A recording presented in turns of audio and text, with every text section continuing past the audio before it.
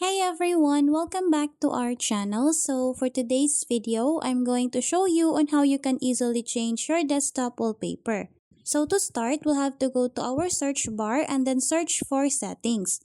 After that, we'll have to tap on this open option. Once we're here on settings, all we need to do is to go to the left part of the screen and then tap on this personalization option. And then after that, it will now show us ways on how we can customize our desktop from background, colors, themes, and then lock screen.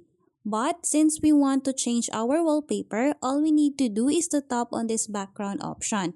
In here, you'll be given a pre-installed photos that you can use for wallpaper. But if you want to upload or use your own photo, all we need to do is to go to this Browse Photos option and then it will open our File Explorer. In here, all I need to do is to look for the photo that I want and then simply select the photo and then after that, tap on the Choose Picture option.